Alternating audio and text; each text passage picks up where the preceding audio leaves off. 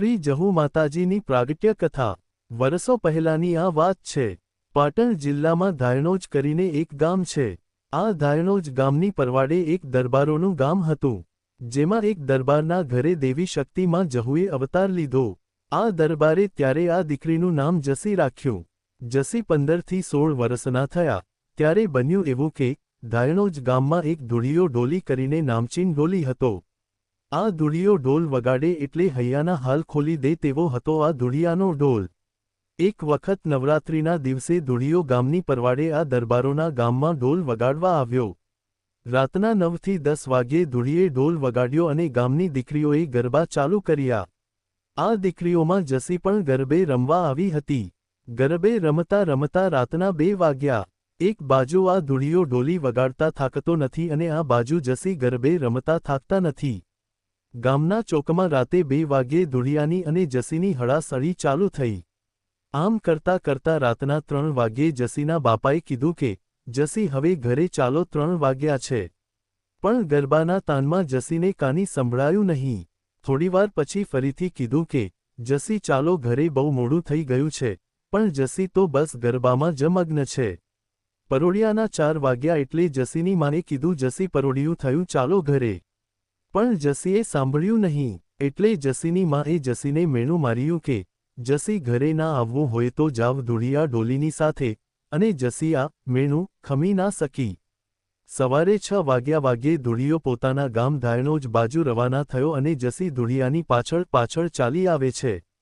ધૂળિયે થોડે દૂર જઈને પાછળ જોયું તો જસી આવતા હતા, એટલે ધૂળિયા ડોલીએ ઊભા રહીને પૂછ્યું કે બુન જસી કેમ મારી પાછળ પાછળ ચાલ્યા આવો છો? એટલે જસી બોલી કે ધૂળિયો હું મેણાની મારી છું, મારી માએ મેણું માર્યું છે કે ઘરે ના આવો તો જાવજો ધૂળિયા ડોલી સાથે, એટલી હું તારી સાથે આવું છું। એટલે ધૂળિયો બોલ્યો કે જસી તમે મારી સાથે આવો એમાં મને કાની વાંધો નથી, પણ હું જાતનો ઓરગાણો છું અને તમે દરબારની દીકરી છો। એટલે જસી બોલી કે ધૂળિયા હું ધાયણોજ ગામની આ આંબલી આસનવાળું છું, તું કાલે અહીં મારું ડેરું મંદિર બનાવશે અને જો જગતમાં ધૂળિયાની જહુ ગુજરાતભરમાં ડંકો ના વગડાવું તો મારું જહુનું વેણ છે।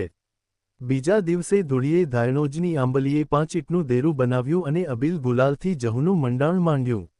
આમ કરતા કરતા એકાદ વર્ષનો સમય વીતી ગયો। એક દિવસ ધાયણોજ ગામમાં મહાદેવના મંદિરની સામે એક કુંતરું મરી ગયું। મહાદેવના મંદિરના પૂજારીએ ધૂળિયાને ઘરે 2 ચેલાને મોકલ્યા અને સમાચાર કહેવડાવ્યા કે આ કુંતરું તાણી જાય। ત્યારે બન્યું એવું કે ધૂળિયો તેના પરિવાર સાથે બહાર ગામ ગયો હતો, અને આ પૂજારીને 2 ચેલા ધૂળિયાને ઘરે આવીને ઘરનો દરવાજો ખખડાવ્યો।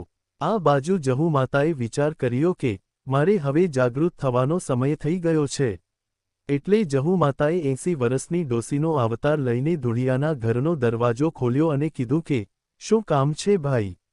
એટલે આ 2 જણા બોલ્યા કે મહાદેવના મંદિરની સામે કૂતરું મરી ગયું છે, ધૂળિયો ક્યાં છે? જહુ માતાએ કીધું કે ધૂળિયો તો બહાર ગામ ગયો છે। એટલે આ 2 જણાએ કીધું કે ધૂળિયો ઘરે ના હોય તો તમે કૂતરું ખેંચી જાવને। પણ મારી જહુ મેલડી આ વાત ખમી ના શકી અને કીધું કે તમે જાવ, હું કૂતરું ખેંચવા આવું છું। આ 2 જાણ મહાદેવના મંદિરના માર્ગે પડ્યા અને મારી જહુએ હાથમાં નાની લાકડી અને જોડા પહેરીને મહાદેવના મંદિરના માર્ગે પડી।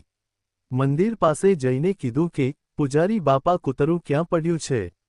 એટલે મંદિરના પૂજારી બોલ્યા કે જુઓ એ સામે પડ્યું, 2 દિવસથી મરેલું પડ્યું છે। જહુ માતા કૂતરાથી છેટે ઊભી રહીને હાથમાં રહેલી લાકડીથી કૂતરાને 3 ટપોરા માર્યા કે કૂતરું તરત આળસ ખાઈને બેઠું થયું। પૂજારીને આ દ્રશ્ય જોઈને સમજતા વાર ન લાગી। પૂજારીએ વિચાર કર્યો કે આ કોઈ જોગમાયા લાગે છે। આ પૂજારીએ આ ડોસી સામે લમણો વાળ્યો તો જહુ માતા મંદિરની બાજુમાં આવેલા તળાવમાં પાણીથી એક વેત ઉપર ચાલવા માંડી અને જોત જોતામાં સામે કાંઠે આંબલીના ઝાડ ઉપર અદૃશ્ય થઈ ગઈ। અને ત્યાંથી પૂજારીને ટહુકો કર્યો કે હું ધૂળિયા ડોલીની જહુ માતા છું, કાલે મને ગામમાં તેડી લાવજો, જો ઘડીવાર ગામને સૂનું મૂકું તો મારું નામ જહુ નહીં।